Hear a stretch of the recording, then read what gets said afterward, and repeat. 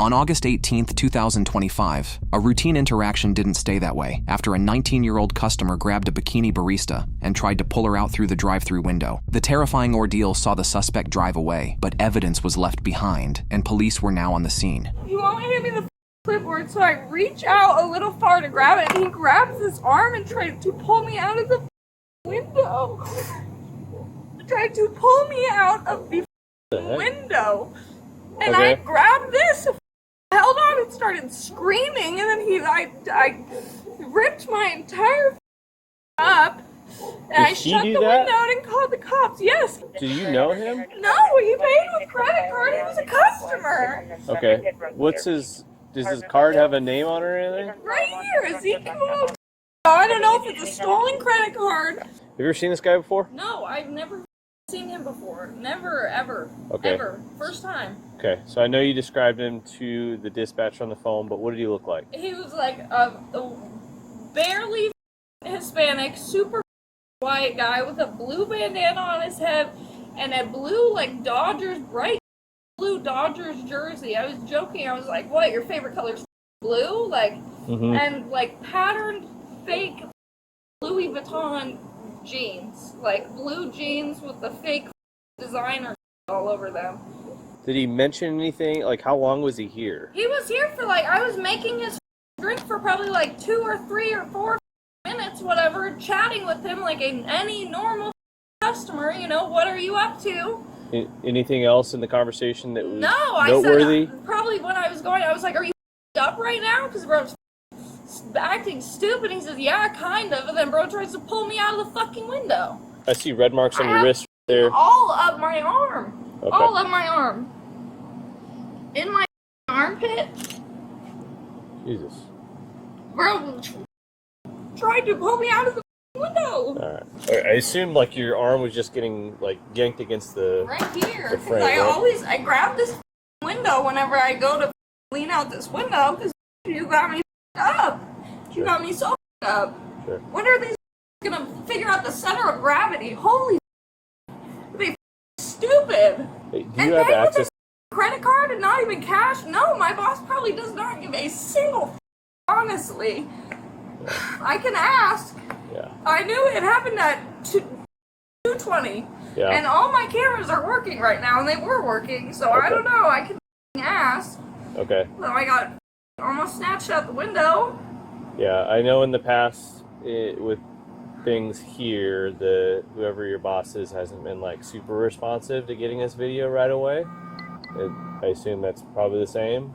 How late are you working tonight? 4. Okay, so I get to go home at 4. All right. So if we can find him, then we'll come back. We'll get you. We'll him on the spot, please. What the actual? Because my camera's going right now, I will say no. We can't do that. But hopefully we'll be able to identify him. Okay. Investigators identified the suspect as Ezekiel using the receipt, cameras, and Instagram. They tracked him over the days that followed, and on August 25th, they found him, and Ezekiel was brought in for questioning. Okay, what happened? Just before, you know, I mean, I could ask for an attorney, but I figured, I mean, you guys seen. If I'm being honest, the only thing I was messed up that night. I was drinking. I was CrossFit. I was all of it. I remember I had something. I had lost 1,000 that night. My ex, we're just over, and so I was like in a sad moment.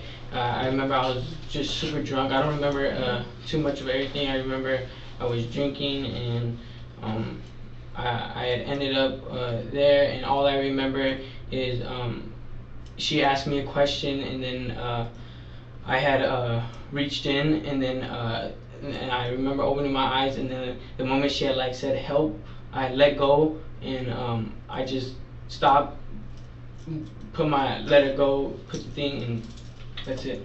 I'm being completely honest. I was super drunk that night. I was smoking, all of it, and that night it was a mistake. It was honestly I didn't mean it. Like, that's not me, I promise. Like, it was just genuinely like it was just the moment that I had. I wish that I didn't, you know. Like it was a mistake, and like I don't remember everything. I remember being angry, and I was drinking, and I had lost 1,000, and I was just upset, and I don't know. I just remember reaching in, and then I remember seeing, and then she had said, "Oh, let go. That's it. Left. That's it." Yeah, how'd you lose 1,000? Gambling? No, not gambling. I had 1,000 on me, and I was drunk, and I remember dropping my wallet. I lost my key fob too to my work, and so I had to get that replaced. I lost some receipts in my wallet that night too, and I was just upset, and so I literally, I don't know. I was just drunk, and it was just a bad night for me. I'm sorry. And you say you were smoking? Yeah. You were drunk and stoned? Yeah. It was just a bad night. Were you angry at the barista? No. I remember I was just angry because of the 1,000 and the situation that me and my ex were going through, and then I just felt alone. And then I don't know. I remember I don't even know. Like I remember I was going home, and I ended up there. I seen the place, ended up there. And then all that happened, and I just remember letting go, and then just driving. I didn't want nothing. Like I just let go, drove off, and that was it. I know it sounds like it was kind of a spur of the moment thing, right? Like it just happened. Yeah, and I'm so I didn't even remember the full thing. Like I remember I was there, and I remember it happened, but I don't even remember the full thing. Like I'm being honest. Like yeah, I was drunk and I was drinking, and it was just. I was smoking, and I wasn't in right minded state, you know. And I get it. That's not the great an excuse, but I'm genuinely am sorry. And I don't remember. I don't remember even intending to want to do that. It was just kind of like it just happened. I don't know why I did it. I don't even remember like physically grabbing her like that. Like I promise you, in that the moment I snapped back, I promise you, I let her go because she had said help, and I just drove off. I didn't do nothing. I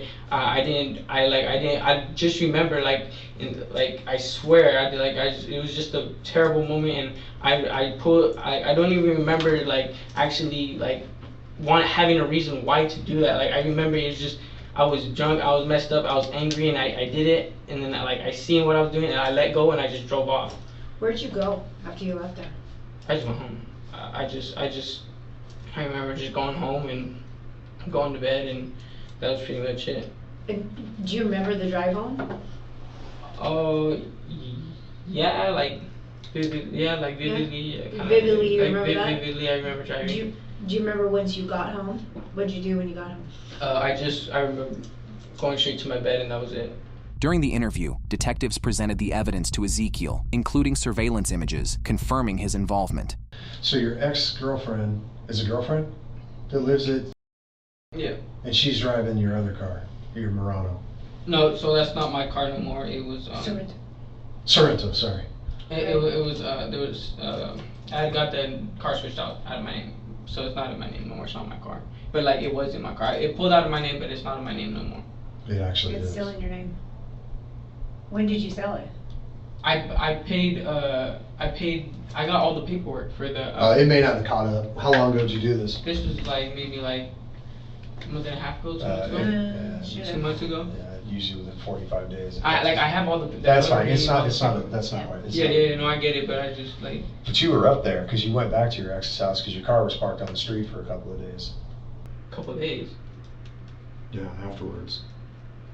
At least one. Wait, which one? Wait, what do you mean? Your car that you're driving now. What that car. So after this incident on the 18th, on the 20th, your car was. Yeah. So you did go back to. I mean, it doesn't matter, right? You weren't. I mean, if I did, we was probably just wanted to talk. I mean, we've been open to talking to each other about stuff. But how old is she? She's 24 now. Okay, so does she have a child? Yeah, she has a little one. She has 3. Oh, she has 3. Okay. Well, I mean, I think it goes without saying you scared the hell out of this girl. I mean, it's cut and dry, right? I mean, you used a credit card, you used a debit card with your name on it, the car's registered to you, you're on video. I mean, it sounds like it was probably an impulsive action or impulsive thing that you did, but you know, this girl. Yeah, I get it. It's 2:30 in the morning, right? Yeah, I get it. Lakewood's not an easy town. Yeah, I get it. It's just, you know, we're not here to condemn you by any means. No, I just, get it. you know, for the longest time, we've been trying to figure out like what was your goal? Or No, I get it. I don't even know why I even showed up there, bro. Like, I was drunk, I was upset, and I don't even remember like talking to her at first. Like, I mean, like, it was just a moment. I had just flashes. Like, I was drunk, I was smoking, I was up. Like, I'm just like being real. Like, I was like. Is that you? Yeah, that's me. And then obviously that's your arm with your same tattoo that you have right now. And that's off your Instagram photograph, right? And that's how we match those up. So this is obviously a picture. It looks like your right hand, but it's in the mirror, so it's reversed. Where were you at? Like where were you drinking at or hanging out? I was honestly just drinking. I was at my house. I was drinking at my house, and I was drinking in my car. I was in the right state of mind. I was depressed, honestly. Like, I felt sad, you know, like in a sad state of mind, and I was just kind of. How'd you pick that stand? Because that stand's nowhere near your It's house. kind of off the beaten path for you. That's just the only one that I know that's always open at that time. That one, no, there's no other one. So that's why I knew. Do you hang out in Lakewood at all? No. Just pass through occasionally? No. I had known that I was going to stop at the barista, but I knew that was the only one open in that area, so that's why I didn't go. Like, I don't go out to that area. I just had went. I was drinking. I was in the right state of mind. Like, it was just an idea. I thought it was good, you know. So, at the moment, I mean, you said you went through a fit of anger or rage. I think you said anger, not rage, but what did she do to prompt that? Like, did she say something? Did she say something to offend you? Did she? No. It was, like I said, I wasn't, like, I was talking to her and I was there, but, like, I wasn't there. Like, my mind, I was just drunk, and I was just focused on, like, everything that, like. What triggered you, though? Like, what was that final second? Because I'll tell you what happened. Yeah. She handed you the drink, you took the drink and threw it on the ground. Yeah. So it's like when she handed you the drink, it almost was as if in your mind you said, okay, this is the end of the conversation, the contact is over, and you just, like that. You threw it, you grabbed her, you tried to pull her, you lost your grip, you went to reach up high on her arm, and she was able to kind of break free because she locked her knees against the counter. But you got to take me to that point of what made you jump from 0 to 100 so quickly. Like, I don't know, like, I remember being there, and I was getting the drink, and then I remember I had grabbed her, and then she asked for help, and then I let go, and that was it. Like, I just drove off. Like, I don't know, it was just like flashes. Like, I don't remember. Like, I'm very sorry. Like, it wasn't me. Like, I'm sorry. Like, if I keep repeating myself, I'm just like, it's kind of like I'm sorry. Like, it's just so real. Like, but I'm just being honest. Like, I was drunk and I was up. I wasn't in the right state of mind. I don't even remember the full conversation. I had went. I remember getting the order. I remember reaching for her, and then after she had stopped and said help, I let go, and that was it. That was the end of it. How often do you go to Bikini? Never. That was literally just a drunk idea. I hardly go to. So what was the idea? I mean, what?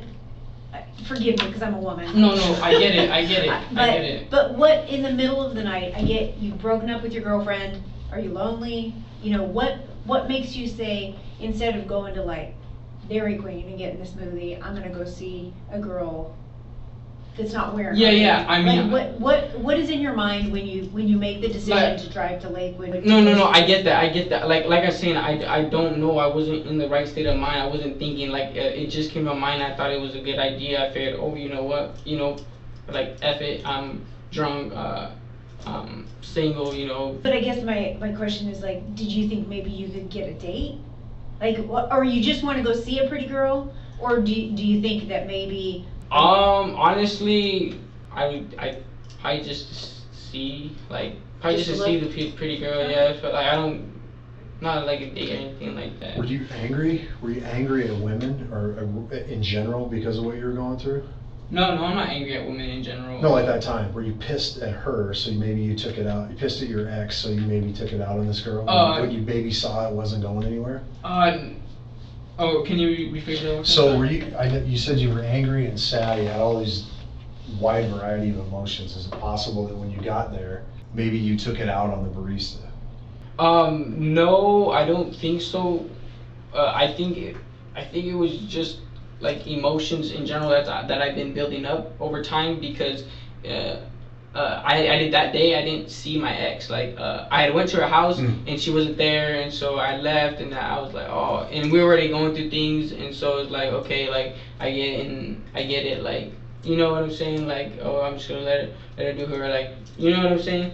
And so I was going through it. I don't know, everything happened quickly, and I don't know, If I could ask, what is the reason that you and your girl or your ex-girl are having problems?